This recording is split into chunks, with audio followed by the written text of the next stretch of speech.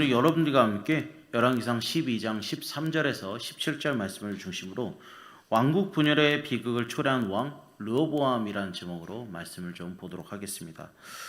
우리가 지난 시간에 제가 솔로몬에 대해서 좀 이렇게 잠깐 언급을 하고 좀 넘어가고자 하는데, 솔로몬에 대해서 좀 이렇게 제가 말하길 이 왕에 대한 평가는 상당히 극단적이다라고 말씀을 드렸었습니다. 그도 그럴 것이 왕으로서 잘한 부분도 존재하지만 한편으로는 나라를 분열시킨 장군인이기 때문에 그의 평가는 굉장히 극단적이다라고 말씀을 드렸습니다. 그러면 이 솔로몬 왕의 잘한 점과 잘못한 점을 다시 한번 좀 언급하고 좀 넘어가고자 합니다.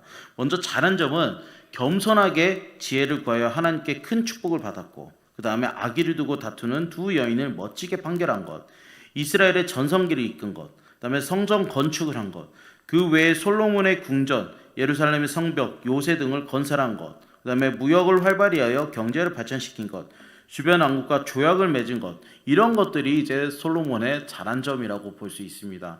그러나 그의 잘못한 점을 보면 다음과 같습니다. 어떤 게 있냐면은 먼저는 수많은 아내를 뒀다는 것, 그래서 이걸로 인해서 하나님의 말씀에 위배가 됐다라는 것입니다. 그리고 그 아내들로 인하여 이스라엘 땅에 각종 우상들이 들어오게 된 것, 하나님의 충고를 무시하여 훗날 이스라엘의 분열의 원인을 만든 것, 백성들에게 무거운 세금과 노동을 강요하여 반감을 샀던 것, 이런 것들이 솔로몬 왕의 잘못된 점이다라고 말을 할 수 있습니다. 그렇기 때문에 솔로몬은 이렇게 양극단의 평가가 존재하는 왕인 건 분명한데, 그렇다면 솔로몬을 통해서 우리에게 주신 영적 교훈이 무엇이냐라고 했냐면은 하나님만 끝까지 신뢰하는 믿음이다라고 했었습니다.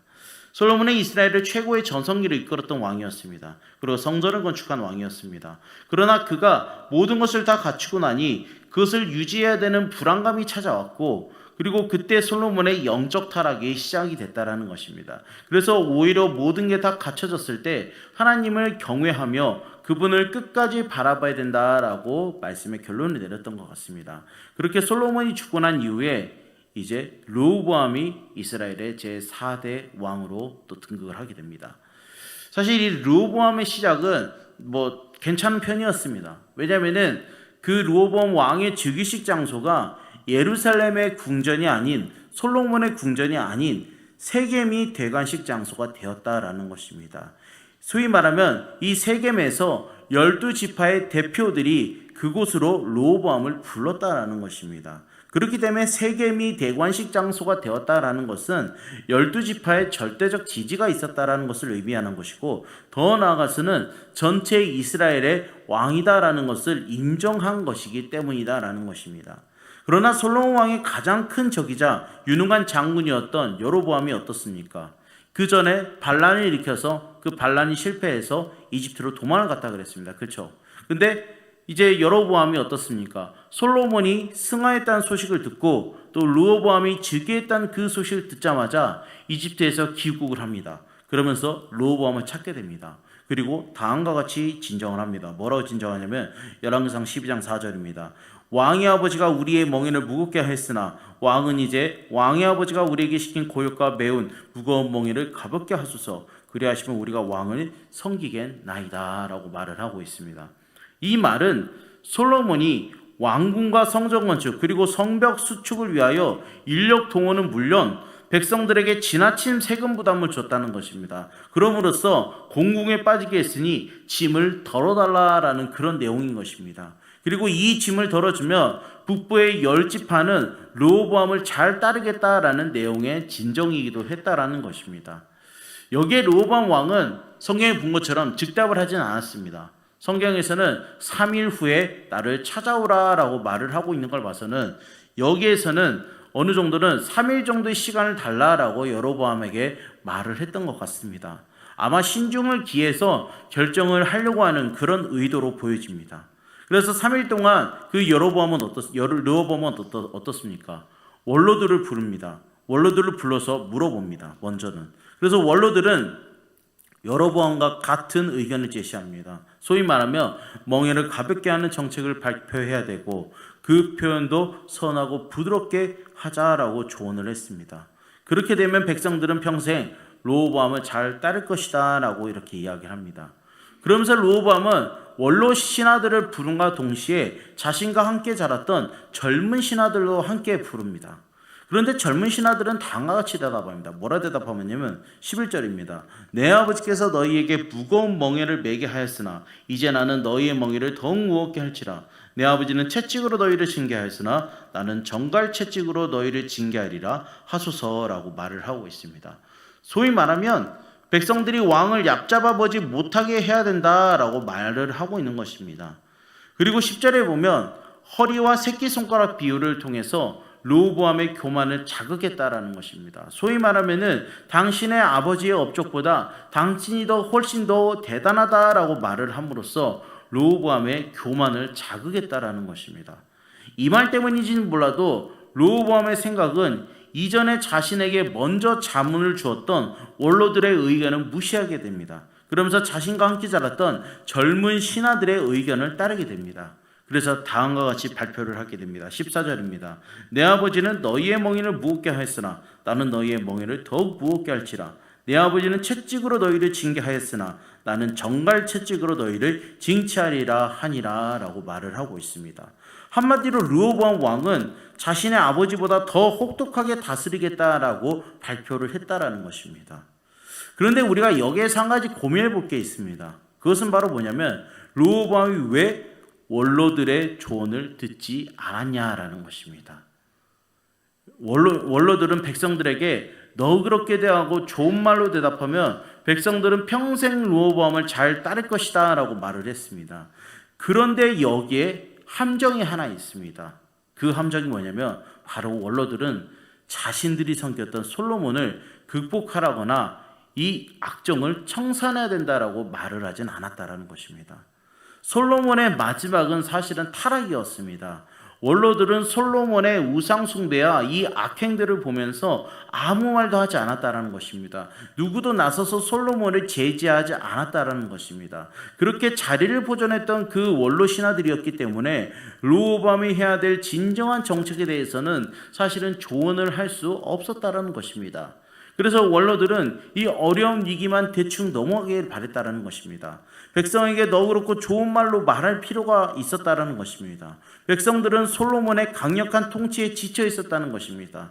그러나 그렇다고 해서 백성들이 평생 임금님의 종이 될 것이다 라는 그런 조언은 사실 젊은 신하들 못지않은 악한 조언이었다라는 것입니다. 솔로몬은 적어도 수요가 많은 백성들에 대한 올바른 통치에 대한 고민이라도 솔로몬은 했다라는 것입니다.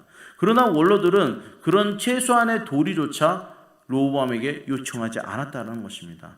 또한 르호보암 자체도 백성들의 말에 공감할 수 있는 그런 도량이 되지 않았다는 것입니다. 백성의 고통을 이해할 수 있는 포용력이 필요했다는 것입니다. 솔로몬 시대에 여러분 이 부역은 무겁고 굉장히 아팠습니다. 아무리 강대국이 되고 영토가 넓어지고 경제적으로 풍요로워진다고 하더라도 또 궁정과 성전이 지어졌다 하더라도 결국 일개 백성들이 겪는 이 어려움은 너무나 무거운 명이었다라는 것입니다. 나라가 확장되기 위해서 일단은 병역이 강화돼야 되는데 그렇게 되면 병역의 의무라든가 또 세금 납부의 의무라든가 또 공사 현장에 나가야 되는 그런 부역의 의무라든가 나라는 전성기를 이루고 있지만 수많은 이런 의무들이 백성들을 짓눌렀다라는 것입니다. 그렇기 때문에 3일간 이 시간을 달라고 했지만 결국 르호보암은 젊은 신하들의 충고대로 아버지보다 더 강력한 통치 정책을 발표하게 됐다라는 것입니다. 이 발표로 인해서 르호보암에게 큰 기대를 걸었던 백성들은 백성의 뜻을 무시하는 오만불손한 그 대답에 큰 실망을 하게 되고 격분한 끝에 다윗 왕조와는 결별을 선언하게 됐다는 것입니다. 16절에서 이렇게 말하고 있습니다. 온 이스라엘이 자기들의 말을 왕이 듣지 아니함을 보고 왕에게 대답하여 이르되 우리가 다윗과 무슨 관계가 있느냐 이새의 아들에게서 받을 유산이 없도다. 이스라엘아 너희의 장막으로 돌아가라. 다윗이여 이제 너는 내 집이나 돌아보라 하고 이스라엘이 그 장막으로 돌아가니라 라고 말하고 있습니다. 이 말은 결국 여로보암이 자신의 북쪽의 10개 지파를 이끌고 북이스라엘의 왕이 되게 했던 결정적인 이유였다라는 것입니다. 르호보암은 백성들을 흉포하게 대해서는 안 됐다라는 것입니다. 어떻게 이스라엘을 통치할 것인지 어떻게 하면 제대로 된 그런 왕이 될 것인지, 어떻게 하면 그 아버지의 그 악정을 자신에 대해서 끊을 수 있을지, 이런 것들을 고민했어야 된다는 것입니다. 그리고 더 나아가서는 하나님의 마음에 어떻게 하면 마음에 들지를 고민했어야 됐다는 것입니다. 근데 이때 르호보암은 자신의 통치 방향에 쐐기를 박는 행동을 하게 되는데, 그것은 바로 뭐냐면 감독관 아도리남을 자신과 함께 북이스라엘로 향하게 되는 것이었습니다. 물론 이 아도리남이 북이스라엘로 친히 갔다라는 것은 화해의 제스처를 이제 소위 말하면 취했다라는 것입니다. 물론 소위 말하면 북쪽 이스라엘 10개 지파와 나는 이제 다시 한번 잘 지내보자라는 그런 의도로 간 것은 분명합니다. 하지만 여러분이 아도니람이라는 이 사람이 어떤 사람이었는가를 보면은 아버지 솔로몬 시대 때 백성들의 부역을 감독한 감독관이었다라는 것입니다. 그렇기 때문에 아도리람이 갔다라는 것은 저 사람은 솔로몬 시대에 우리를 힘들게 했던 사람의 대표격이었다라는 것입니다. 그렇기 때문에 어떻겠습니까? 백성들의 분노는 더 커졌습니다. 그래서 성경에 말하길 그를 돌로 쳐 죽였고, 그래서 그로 인해서 왕은 예루살렘으로 도망쳤다라고 성경은 말을 하고 있습니다. 그래서 이후에 20절에서는 이렇게 말하고 있습니다. 온 이스라엘이 여로보암이 돌아왔담을 듣고 사람 원에 그를 공회를 청하여 온 이스라엘을 왕으로 삼았으니 유다 지파 외에는 다윗의 집을 따르는 자가 없으니라 라고 말하고 있습니다. 소위 말하면 이제는 본격적으로 아버지 때 정말로 이제 분열왕국에 뭔가 조짐이 보였다고 한다면 이제는 르호보암과 여로보암의 시대로 나라가 갈라지게 됐다는 것입니다. 소위 말하면 우리가 잘 알고 있는 분열왕국 시대가 시작이 됐다는 것입니다. 남쪽에는 남유다, 북쪽에는 북이스라엘로 각각의 르호보암과 여로보암이 나라를 통치하게 됐다는 것입니다. 그래서 이 소식을 듣는 르호보암은 전쟁을 하기 위해서 군대를 소집합니다. 성경에서는 18만 명이라고 말을 하고 있습니다. 이 18만 명의 숫자가 사실은 어마어마한 숫자입니다. 그렇죠? 소위 말하면 장정을 포함해서 보급부대, 싸움을 할 수 있는 군인들, 이런 여러 숫자들을 합해서 18만 명일 텐데, 근데 거의 그때 당시로 봤을 때는 거의 동원할 수 있는 성인 남성들을 다 동원한 것 같습니다. 사실 18만 명이 말이 18만 명이지, 이 18만 명을 앞세워서 만약에 북으로 진격하려고 한다면 어떻겠습니까? 엄청난 싸움이 일어나고 혈육전쟁이 일어나게 된다는 것입니다. 이것이 소위 말하면 르호보암의 인격이었다라는 것입니다. 이렇게 소위 말하면 동족 간의 전쟁을 일으켜서라도 저 북쪽을 굴복시키겠다는 그 르호보암 앞에 딱 이런 찰나에 스마야 선지자가 등장을 합니다. 그리고 다음과 같이 말합니다. 24절입니다. 여호와의 말씀이 너희는 올라가지 말라. 너희 형제 이스라엘 자손과 싸우지 말고 각기 집으로 돌아가라. 이 일이 나로 말미암아 난 것이라 하셨다 하라 하신지라. 그들이 여호와의 말씀을 듣고 그 말씀을 따라 돌아갔더라 라고 말하고 있습니다. 이 말씀을 듣고 르호보암은 소위 말하면 판단은 할 수 있었던 것 같습니다. 어떤 판단을 할 수 있었냐면 소위 말하면 끝까지, 소위 말하면 전쟁까지 가지는 않았던 것 같습니다. 그래도 하나님의 말씀에 이때 당시에는 조금은 순종은 하려고 했던 것 같습니다.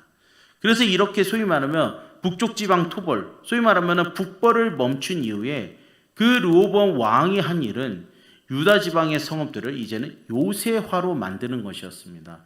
베들레헴을 비롯해서 15개의 요새가 강화되었고 각각의 책임자를 임명해서 각 요새에 양식과 기름, 술을 보냈다라는 것입니다.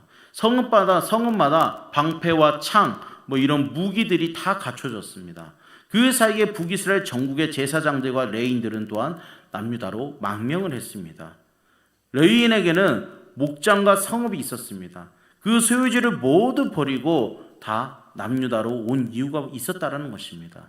그 이유가 무엇이냐면은 북이스라엘 초대왕인 여로보암과 그의 아들들에 대한 만행 때문이다라는 것입니다. 여러분, 이 여로보암은 북이스라엘의 왕이 되자마자 금송아지 우상을 만듭니다.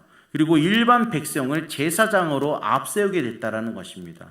그러면서 이 금송아지 우상이 전국적으로 확대가 되면서 레위인과 제사장들, 소위 말하면은 오리지널로 그동안 해왔던 이 레위인과 제사장들은 설 자리를 잃었다라는 것입니다. 그들은 성전 제사가 있는 예루살렘으로 피신을 했다라는 것입니다. 인구가 늘어나는 것은 곧 그 나라의 부강으로 이어집니다. 그래서 사실은 이 남유다의 르호보암 정권은 이 제사장들과 이 레인들이 옴으로 인해서 안정되는 것처럼 보이기는 했습니다.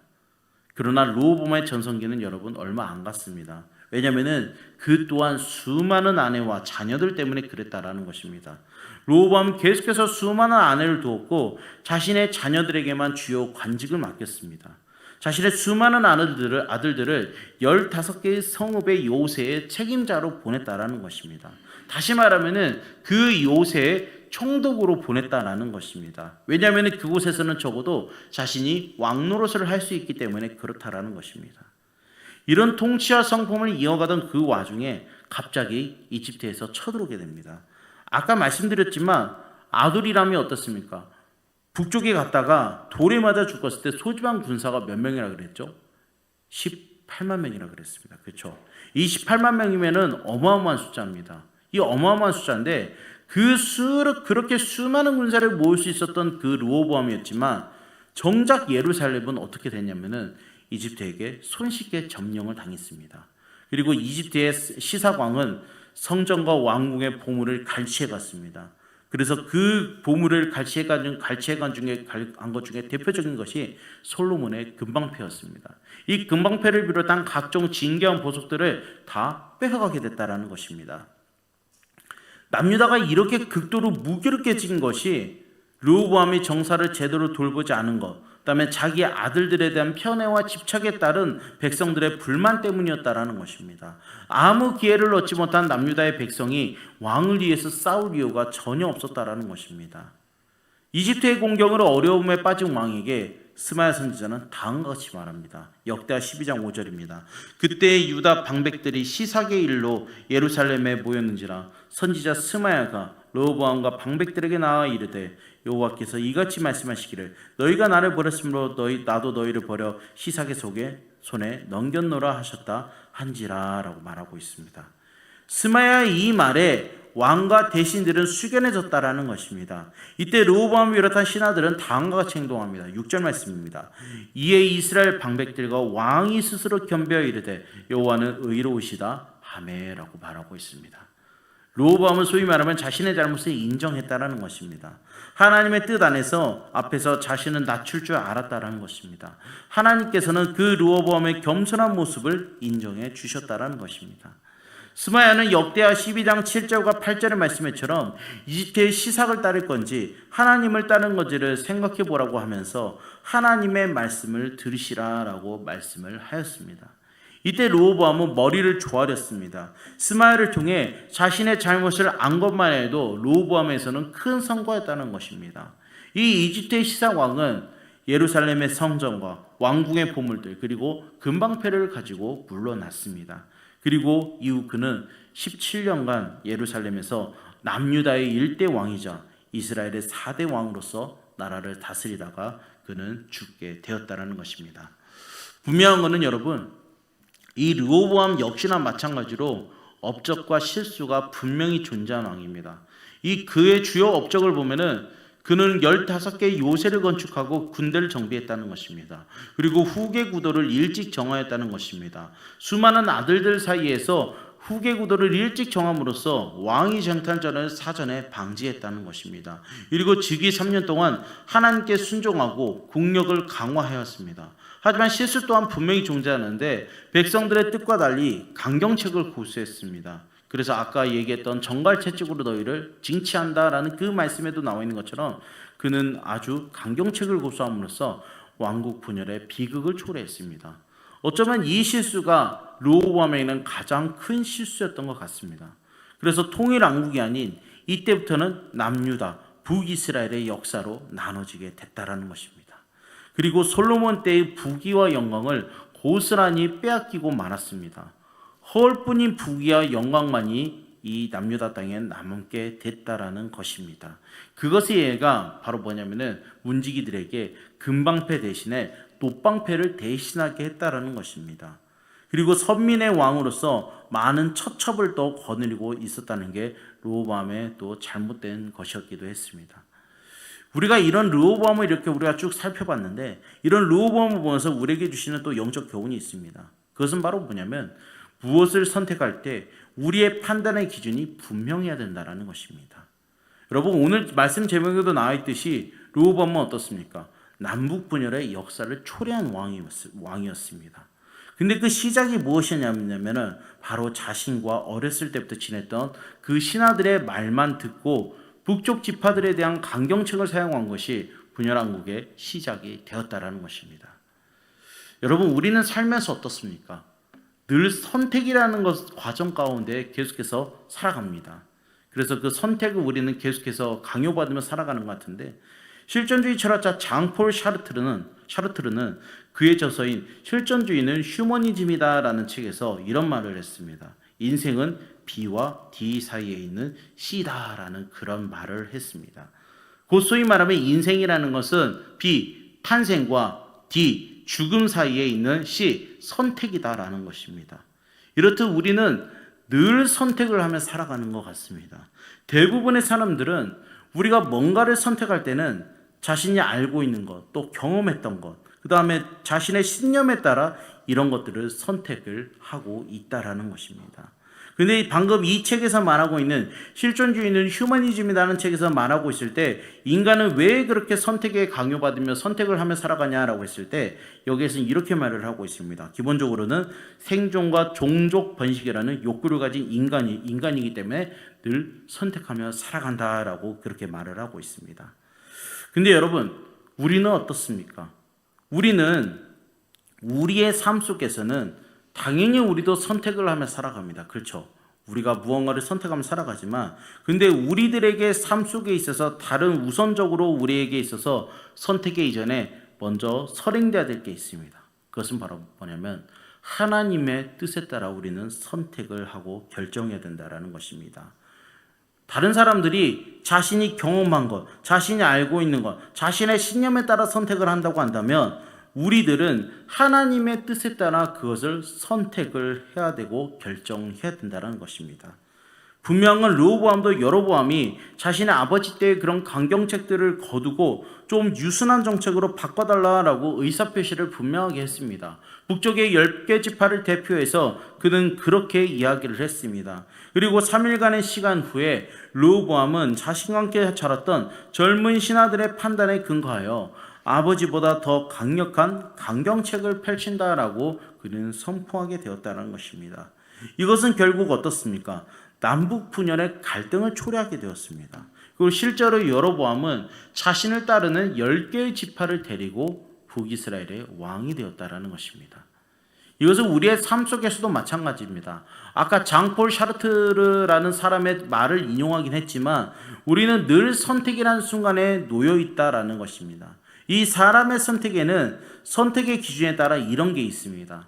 감정적 선택, 이성적 선택, 신앙적 선택, 이 세 가지의 기준이 있다고 합니다.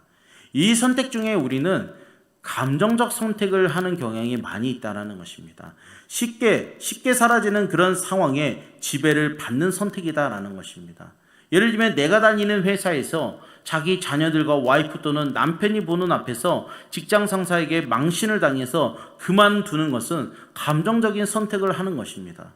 그러나 내 가족들을 생각해서 또 현재 경제 상황과 자신의 미래를 생각하며 꾹 참고 다니는 것은, 내 남편과 자녀들과 또는 내 아내를 위해서 그렇게 다니는 것은 이성적 선택이다라는 것입니다. 이런 이성적 선택은 또 중요하다라는 것입니다. 그러나 이런 이성적 선택도 자신의 이익이나 편리나 또 기쁨, 이런 것들을 기준해서 선택하는 경향이 너무나 많다라는 것입니다. 적어도 르호보암 왕은 오늘 말씀에서 제가 본 바로는 적어도 자신의 감정에 휘둘려서 선택은 하지는 않았던 것 같습니다. 왜냐하면 그래도 이 사람은 그래도 여러 사람들의 말을 들어봤다라는 것입니다. 원로의 말도 들어봤고 그다음에 젊은 사람들의 말도 들어봤다라는 것입니다. 그런데 결국 르호보암도 결국 자신의 이익이라든가 편리라든가 기쁨에 의해서 젊은 신하들의 말을 선택한 것이고, 그런 결과가 훗날에 분열 왕국이다라는 것으로 결과가 초래가 되었다는 것입니다. 여러분, 그렇다면 우리 신앙인들은 어떤 선택을 해야 되냐라는 것인데 바로 신앙적 선택이다라는 것입니다. 뭔가를 선택할 때 내 가장 가까운 아내 또는 남편 또는 자녀의 말도 중요하고 자식들의 그런 형편도 중요하고 내 미래도 물론 중요합니다. 근데 우리의 선택의 우선순위는 바로 뭐가 되냐면은 신앙적 선택. 이 신앙적 선택은 바로 사명이 우선되어야 한다라는 것입니다. 물론 이 실제 삶의 현장에서 명확하게 말씀을 통한 하나님의 뜻을 알 수 없고 기도에도 특별하게 하나님께서 길을 열어주지 않는다고 선택을 망설일 필요가 없다라는 것입니다. 왜냐하면 우리에게는 이 신앙적 선택이 있기 때문에 그렇다라는 것입니다. 분명한 것은 이 신앙적으로 선택한다고 했을 때 우리가 강조해야 될 것은 선택이 아니라 신앙이 되어야 된다는 것입니다. 내 마음에 들면 하고 싫으면 안 해도 되는 그런 것이 아니다라는 것입니다. 물론 이런 선택한 사명을 감당할 때는 버거움을 느낄 수도 있고 마음의 어려움이 찾아올 수도 있고 삶의 짐들이 너무 무거워서 다 내려놓고 싶을 때도 분명히 있다는 것입니다. 근데 선택의 결과는 여러분 우리가 책임을 지겠지만 저는 적어도 우리 이리 한빛교회 성도님들이라면은 신앙적 선택 안에서 나에게 주신 사명을 잘 생각해 보며 스스로 선택하고 결단하셨으면 좋겠다라는 것입니다. 이것 때문에 안 되고 저것 때문에 안 되고 물론 우리의 삶은 바쁘고 지치고 힘듭니다. 다 마찬가지입니다. 다 마찬가지고 바쁘고 지치고 힘든데 근데 중요한 건 우리의 삶 속에서 역사하시는 주님께서 부어주시는 새 힘을 믿고 의지해야 된다는 것입니다. 주님이 주신 담대함으로 한 걸음씩 나아감으로써 우리의 선택이 감정적, 이성적 선택을 넘어서는 신앙적 선택으로 살아가야 된다는 것입니다.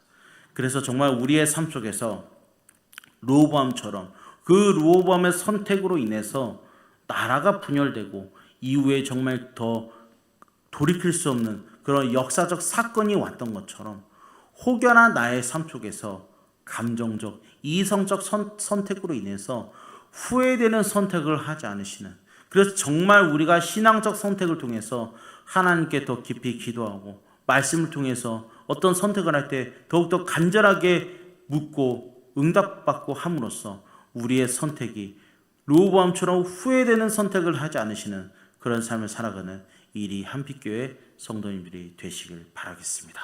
기도하겠습니다.